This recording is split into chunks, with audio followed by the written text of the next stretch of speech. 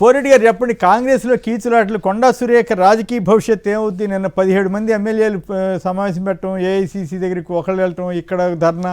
So ఓవరాల్గా కోమటిరెడ్డి రాజగోపాల్ రెడ్డి గారి issue కానీ ఓవరాల్గా చూస్తే మీకేమనిపించింది? సార్, వైఎస్ రాజశేఖర రెడ్డి గారు ఒక్కరే 5 సంవత్సరాలు నిలబడగలిగారు, మరోసారి ఎన్నిక కాబడ్డారు, మరి ఇంకొక 5 సంవత్సరాలు కూడా చేయగలిగేవారు. దురదృష్టవశాత్తు వారు చనిపోయారు యాక్సిడెంట్లో.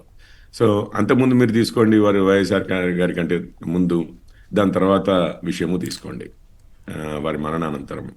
ఇటు రోషయ్య గారు, అటు కిరణ్ కుమార్ రెడ్డి గారు, అంతకుముందు అయితే 5 సంవత్సరాల్లో 4 ముఖ్యమంత్రులు ఉన్నారని చెప్పి అసలు తెలుగువారి ఆత్మగౌరవం అని చెప్పి ఎన్టీఆర్ గారు రావడం జరిగింది. మీరు ఎప్పుడు చూసినా కానీ కాంగ్రెస్లో, ఇప్పుడు పక్కనున్న కర్ణాటకలో చూసాం సార్, ఇది యూజువల్ కల్చర్. మేము మొదటి రోజు నుంచి కూడా చెప్తున్నాము, ఎక్కువ రోజు మీరే గుంజేస్తారా, మీరే పడేస్తారా అనుకున్నారు. కాదు, మేము పడేయాల్సిన అవసరం లేదు, కాంగ్రెస్ నైజమే అది అట్లాగే అవుతూ ఉంటుంది. ఈరోజు చిన్నారెడ్డి గారు, అటు కొండా సురేఖ గారు ఒక్కరే కాదు సార్, మీరు దాని తర్వాత న్యూస్ కూడా చూస్తే మీరు చిన్నారెడ్డి గారు వారి వర్గము వీరి వర్గము, వారి కష్టాల్లో ఉన్నారు, వీళ్ళ నష్టాల్లో ఉన్నారు, ఇదంతా మనం మాట్లాడుతూనే ఉన్నాం, ఒకరికి అగెయిన్స్ట్గా ఒకరు. అసలు మన పిసిసి అధ్యక్షులు ముఖేష్ కుమార్ గారు ఉన్నారు, వారికి ముఖ్యమంత్రి గారికి మధ్యలో గ్యాప్. ఇవన్నీ చూస్తూ ఉంటే నేను అనుకోవడం, అటు రాజగోపాల్ రెడ్డి గారు ఉన్నారు అక్కడ. మీరు ఇవన్నీ చూస్తుంటే మీకు క్లియర్గా అర్థమవుతున్నది ఏంటంటే, ఆ మిడ్ టర్మ్ దాటుతున్న క్రమంలో నేను అనుకోవడము, ఈ యాంటీ ఇన్కంబెన్సీ ఇప్పుడు ఏదైతే విపరీతంగా పెరిగిపోయిందో, అండ్ ఈ రోజు నేను అనుకోవడం నిజంగానే అసలు ట్రంప్ని మ్యాన్స్ని కలుస్తా అంటే ముందుగా అపోజ్ చేసేది ఎవరు సార్? ముందుగా రాహుల్ గాంధీ గారు. ఇవన్నీ చేయడం ఏదైతే జరుగుతుందో రాహుల్ గాంధీ గారు కదా అసలు అపోజ్ చేస్తారు. చెప్పమనండి కౌశిక్ గారిని. అవును, ట్రంప్ని దగ్గరికి తీస్తారు, రాహుల్ గాంధీ గారు ఇష్టపడతారు, మా రేవంత్ రెడ్డి గారు పోయి ట్రంప్ గారిని షేక్ హ్యాండ్ ఇస్తే, వాన్స్ గారిని షేక్ హ్యాండ్ ఇస్తే అని చెప్పమనండి. అసలు పొద్దున్న లేస్తే రాహుల్ గాంధీ గారు వాళ్ళిద్దరు తిడతా ఉంటారు, చర్చ అనుకోండి. ఓకే, అది జరుగుతున్న చర్చ. ఇక్కడ నా పాయింట్ ఏంటంటే, సిద్ధరామయ్య గారిని తీసేసి కుమారస్వామి గారి వీరిని పెట్టినట్లుగా డికే శివకుమార్ గారిని నేను అనుకోవడము, ఆ సిచ్యువేషన్ దగ్గరలోకి వస్తుంది. అందుకని వీళ్ళందరూ కూడా ధైర్యంగా మాట్లాడుతున్నారు. మిగిలిన వాళ్ళు కూడా చిన్నారెడ్డి గారు మాట్లాడుతున్నారంటేనే మీరు చాలా ఇక క్వైట్గా ఉండే మనిషి, మీకు తెలిసిన విషయమే. వారు కూడా బయటకు వచ్చారు అని అంటే, ఇక నేను పాకానికి వచ్చింది మిగతా వాళ్ళు కూడా మాట్లాడతారు, మళ్ళీ అవసరమైతే మాట్లాడుతారు. సురేఖ గారి భవిష్యత్తు ఏమవుతుందని మీరు అనుకుంటున్నారు? ఒకసారి సురేఖ గారు ఎవరినో ఏదో అన్నారని చెప్పి, ఓకే, నేను అసలు నేషనల్ ఛానల్స్ లో పోతే అక్కడ కూడా వాళ్ళు ఖండించారు. National spokes persons, Congress spokes persons, మేము యాక్షన్ తీసుకుంటామన్నారు. ఎవరేం చేయగలరు సార్ సురేఖ గారిని? అంతేనా? ఒకవేళ వారి ఇష్టంతో బయటికి పోవాల్సిందే, కానీ వీళ్ళందరూ ఎవ్వరు ఏమి చేయగలిగే వారు కాదు. అసలు నేను అనేది ఏంటంటే, రేవంత్ రెడ్డి గారి పరిస్థితే వీక్ గా ఉంది ఇప్పుడు అంటున్నాను నేను. Okay, right. రాకేష్, వీళ్ళందరూ మాట్లాడగలుగుతున్నారు ఇట్లా అంటున్నా. రాకేష్ సరే, ఇప్పుడు కొండా సురేఖ కూతురు, ఒక మంత్రి కూతురు, డైరెక్ట్ గా సీఎం రేవంత్ రెడ్డి గారి అవినీతి, వాళ్ళ తమ్ముల అవినీతి బయట పెడతా అని చెప్పేసి ప్రకటించింది. అంటే అవినీతి జరుగుతుందని చెప్పేసి కాంగ్రెస్ పార్టీ ప్రకటిస్తుంది, నెంబర్ 1. నెంబర్ 2, నేనేమంటున్నా అంటే, సీఎం రేవంత్ రెడ్డి గారి పదవి పోయేటట్టుంది కాబట్టి ఆయనకు రక్షణ కల్పించడానికే ఈ రోజు బీజేపీ పార్టీ ఆయనకు యుఎస్ టూర్ రద్దు చేసింది అనుకోవచ్చు. నేను పోదాం అనుకున్నా, కానీ ఇక్కడ సీఎం పదవి పోతాను, ఆయన వాపస్ రాలేదు కదా, అందుకని చెప్పేసి బీజేపీ సపోర్ట్ తీసుకున్నాడు. బీజేపీ సపోర్ట్ తీసుకుని టూర్ కూడా ఆపినట్టు కనిపిస్తుంది సార్. అండ్ నెక్స్ట్ వచ్చేసి నేను ఏమంటున్నానంటే, ఇక్కడ ఎమ్మెల్యేలు అంతా సమావేశం సార్, కనీసం ఫుల్ ఫ్లెడ్జ్ క్యాబినెట్ ను నింపుకోలేనంత బలహీనమైనటువంటి ముఖ్యమంత్రి ఈ రాష్ట్రానికి ఉన్నాడు సార్. ఈ రాష్ట్రంలో ఉన్నటువంటి ముఖ్యమంత్రి కంప్లీట్ గా ఈరోజు ఏం సార్, సిఎస్ కావాలంటే సిఎస్ రాష్ట్రంలో ఎవరు లేరా? సెంట్రల్ లో ఎవరిని పంపిస్తే ఆయన తీసుకొచ్చుకొని సిఎస్ పెట్టుకున్నాడు. 12 ఏళ్ళు సెంట్రల్ గవర్నమెంట్ లో పనిచేసిన ఆయనను తీసుకొచ్చుకొని సిఎస్ పెట్టుకున్నాడంటే మొత్తం ప్రభుత్వం మొత్తాన్ని కూడా బీజేపీకి సరెండర్ చేసిండు, నెంబర్ 1.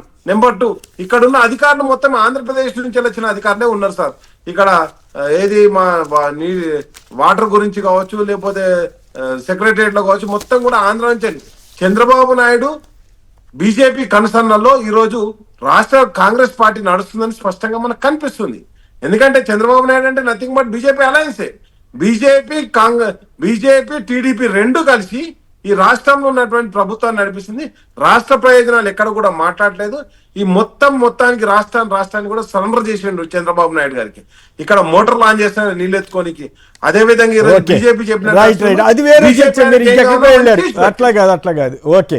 మీరు కొండా సురేఖ గారి భవిష్యత్తు గురించి మాట్లాడుతాం. ఫైనల్ గా చరణ్ గారు సార్ ఒకటే మాట చెప్తున్నా సార్, కొండా సురేఖ గారికి ఏం కాదు సార్, ఆమె క్యాబినెట్ లోనే ఉంటది. కాదు ఇప్పుడు హరీష్ రావు గారికి మీకు కాంగ్రెస్ మధ్య ఆ క్షుద్ర పూజల వివాదం ముగిసినట్టేనా? దాని ఎఫెక్ట్ ఏమైనా పడిందని మళ్ళీ కొత్తగా ఏమైనా వివాదం కాంగ్రెస్ లో?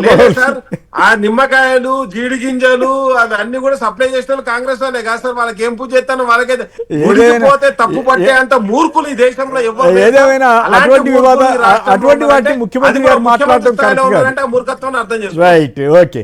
క్షుద్ర పూజలు ఇటువంటి వాటి గురించి ముఖ్యమంత్రి స్థాయిలో మాట్లాడటం కొంచెం అంత అంటే రైట్. అది వేరే విషయం. నేను సరదాగా అన్నా రేపు ఎవరన్నా మీరు క్షుద్ర పూజలు చేయబట్టి గొడవలు ఈ కీచులాట్లని ఎవరన్నా అంటారా అని సరదాగా అన్నాను. నేనైతే నమ్మను వాటిని. రైట్ చరణ్ గారు చెప్పండి, ఏమిటి సురేఖ గారికి సంబంధించి 40 మంది వస్తారు ఉంటే 17 మందే వచ్చారని రాశారు ఒక పత్రికలో. అలాగే ఓవరాల్గా సురేఖ గారు కానీ సుస్మిత గారు అనే ఆరోపణలు వీటన్నిటికి సంబంధించి వీళ్ళిద్దరు వ్యాఖ్యలు, వీటి మీ జవాబు ఏంటి? ఏం జరుగుతుంది? సురేఖ గారి భవిష్యత్తు ఏమిటి? క్షుద్ర పూజలు ఫలించినట్టుగా బీఆర్ఎస్ పార్టీ భావిస్తుంది. ఎందుకంటే కాంగ్రెస్ పార్టీకి సంబంధించినటువంటి పంచాయతీ పెట్టాలని చూసిన పంచాయతీ పెట్టినట్టు చాలా స్పష్టంగా కనబడుతుంది. సరే వర్షాలు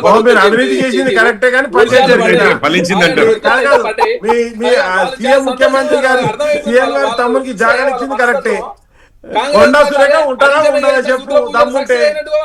కనబడుతుంది. హరీష్ రావు గారు నోటీస్ కూడా ఇచ్చారు కదా. కానీ రాజకీయ నాయకులు ఒకటి మాత్రం చెబుతాను, రాజకీయ నాయకులు ఇట్లా క్షుద్ర పూజల గురించి ఎంకరేజ్ చేసే ఓ పక్క పోలీస్ ఆఫీసర్లు ఏమో ఇటువంటి వాటిని నమ్మొద్దు, బాణామతి చేతబడి నమ్మొద్దు అని ప్రచారం చేస్తుంటే ముఖ్యమంత్రి లేకపోతే అపోజిషన్ పార్టీలో వీటన్నిటి మీద వివాదం చేయడం కరెక్ట్ కాదు. Okay right. ఇప్పుడు ఆ విషయం పక్క పెడితే భారతీయ జనతా పార్టీ సార్ 2014 నుంచి మొదలు పెడితే 2024 వరకు మనోహర్ లాల్ ఖట్టర్ వరకు బసవరాజ్ బొమ్మాయి కావచ్చు, తర్వాత 2000 ఆనంద్ పటేల్ కావచ్చు, విజయ్ రూపాని కానీ మా ముఖ్యమంత్రులు ఎవరు 34 వరకు 39 వరకు మేమే ముఖ్యమంత్రులు అని చెప్పుకోలేదు. నేను అదే చెప్తున్నాను, మీరు ఒప్పుకున్నారు మొత్తం మీద. మహారాష్ట్రంలో ముఖ్యమంత్రులు మారినట్టే మీ ముఖ్యమంత్రి కూడా మారుతాడని మీరు ఒప్పుకుంటున్నారు. అంతే కదా అంతే కదా. కాంగ్రెస్ వారు ట్యూన్ మార్చారు సార్. మొన్నటి వరకు ఏమో 15 రేవంత్ రెడ్డి ముఖ్యమంత్రి అన్న వాళ్ళు చెప్తున్నారు. Official position okay right. Charan గారు నరేంద్ర మోడీ గారు సొంత రాష్ట్రంలో 2014 నుంచి 2021 వరకు ముగ్గురు ముఖ్యమంత్రులు మార్చారు. ఓకే సురేఖ గారి భవిష్యత్తు ఏమిటి చెప్పండి సార్. సిద్ధరామయ్య గారు ఫస్ట్ సారి మార్చలేదు, రెండోసారి. Okay right right good. అదే విధంగా హిమాచల్ ప్రదేశ్ లో కాంగ్రెస్ పార్టీ ముఖ్యమంత్రి మార్చలేదు. తర్వాత పంజాబ్ లో కూడా లాస్ట్ మినిట్ లో మార్చింది, తెలంగాణ రాష్ట్రంలో ముఖ్యమంత్రి మార్చేది, రెండోసారి కూడా తెలంగాణలో కాంగ్రెస్ పార్టీ వస్తుంది. Bharatiya Janata party double D దాటే పరిస్థితి లేదు దేశంలో. రాముడు శపించడు, భారతీయ జనతా ఓడిపోతుంది. అయిపోయింది సార్, వాళ్ళ వెపన్స్ అన్ని అయిపోయింది సార్. వాళ్ళకి చెప్పుకోవడానికి ఏం లేదు. లాస్ట్ జీడీపీ కావచ్చు, అప్పులు కావచ్చు.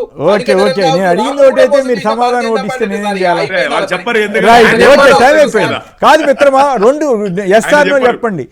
రేవంత్ రెడ్డి గారికి ఇప్పుడే ఇబ్బంది ఉందని వారు ఏదో అన్నారు కానీ అంత మాత్రం చేత ఉంటుందని ఎవరు అనుకోవట్లేదులే. కానీ ప్రస్తుతానికైతే అయితే ఇక్కడ సురేఖ గారి భవిష్యత్తు ఏమిటి సార్? ఇప్పుడు తెలంగాణ రాష్ట్రానికి సంబంధించి తెలంగాణ రాష్ట్రంలో ఉన్నటువంటి 65 మంది ఎమ్మెల్యేలు, 64 మంది ఎమ్మెల్యేలు, 65 మంది ఎమ్మెల్యేలు, 60 మంది ఎమ్మెల్యేలు కొండా సురేఖ గారి విషయంలో చాలా తీవ్రంగా స్పందిస్తా ఉన్నారు. అసలు ఆమె వల్లనే 17 మంది వచ్చారని రాశారు సార్. ఒక్కరు గెలిస్తే ఒక్కరి మంత్రి రోజులు తీసుకున్నారు. మేము క్యాష్ నాటం పెట్టుకొని మా ఇష్టం వచ్చినట్టు ఏది పడితే మాట్లాడుతూ అంటే కాంగ్రెస్ పార్టీ చూస్తూ ఊకోదు. ఇక్కడ చిన్నారెడ్డి గారైనా ఇంకెవరైనా ఇప్పటి నుంచి ఎవరు మాట్లాడినా ఖచ్చితంగా చర్యలు తీసుకోవాలని భావించే నిన్న జక్కిడి ప్రభాకర్ రెడ్డి గారు మొన్న సస్పెండ్ చేశారు, చిన్నారెడ్డి గారు నోటీస్ ఇచ్చారు, కంది శ్రీనివాస్ రెడ్డి గారు నోటీస్ ఇచ్చారు, కొండ సురేఖ గారు ఇచ్చారు. కొండ సురేఖ గారు కూతురు మా కాంగ్రెస్ పార్టీలో కనీసం మెంబర్షిప్ లేదు.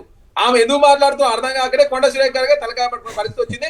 కొండ సురేఖ గారు ఇప్పుడు మొదలుగా మాట్లాడింది కదా సార్, ఇది 2 సార్లు అయిపోయింది, 3వ సారి వాళ్ళ కూతురు మాట్లాడే పరిస్థితి. కాబట్టి చూసేవారే చూస్తారు. బీఆర్ఎస్ పార్టీ సస్పెండ్ అయితే మేము చేయలేదు. ఇప్పుడు ఆవిడ మంత్రి పదవి ఉంటుందా?